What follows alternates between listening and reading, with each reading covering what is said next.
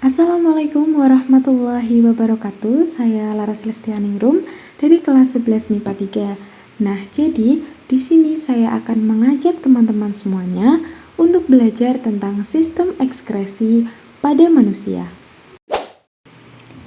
Kita sebagai manusia sudah pasti setiap harinya mengeluarkan zat-zat yang tidak diperlukan oleh tubuh. Nah, apa aja sih zat-zat yang dikeluarkan oleh tubuh itu dan apa itu sistem ekskresi? Nah, jadi teman-teman, sistem ekskresi adalah proses pengeluaran zat sisa atau metabolisme yang sudah tidak dibutuhkan lagi oleh tubuh. Lalu, apa saja sih organ-organ yang menyusun sistem ekskresi di dalam tubuh kita? Dan bagaimana cara kerjanya? Nah, ini dia nih organ penyusun sistem ekskresi di dalam tubuh kita.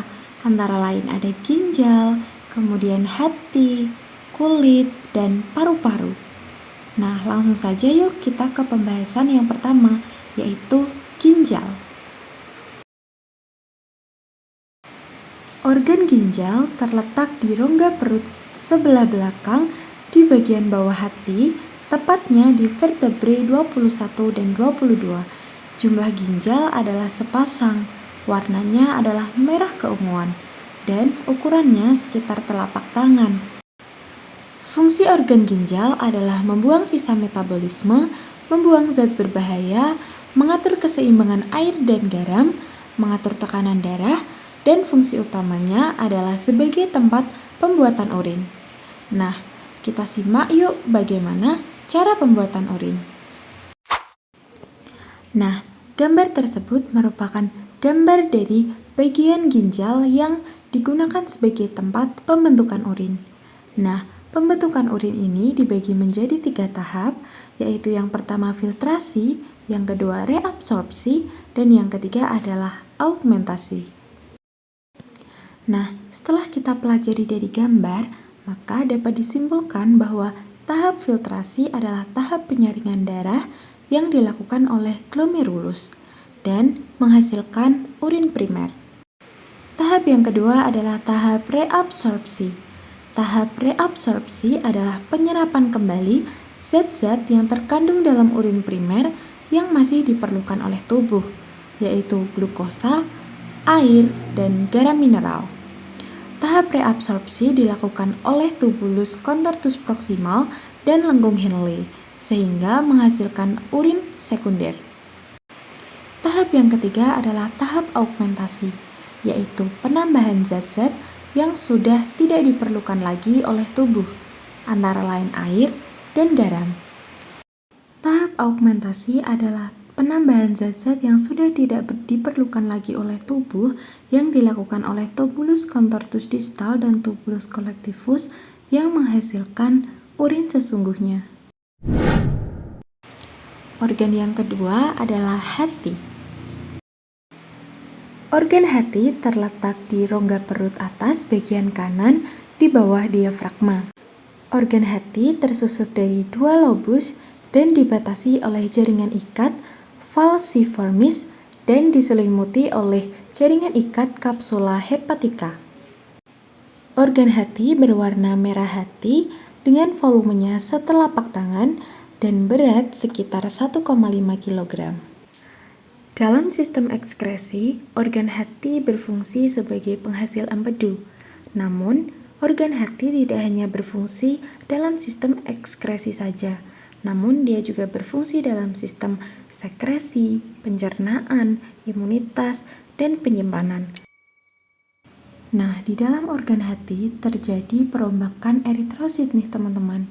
Nah, eritrosit ini dilakukan oleh empedu yang berbahan dasar sel darah merah. Sel darah merah atau eritrosit akan dibagi menjadi 3, yaitu heme atau hemoglobin, Ve atau zat besi, dan globin. Untuk heme akan diubah menjadi bilirubin dan biliverdin, di mana bilirubin akan dioksidasi menjadi urobilin dan mewarnai feses atau urin, sehingga feses atau urin itu kebanyakan berwarna kuning. Dan untuk biliverdin akan dirubah menjadi zat warna empedu dan disalurkan ke kantong empedu. Nah, sekarang kita masuk ke organ yang ketiga dari sistem ekskresi, yaitu kulit.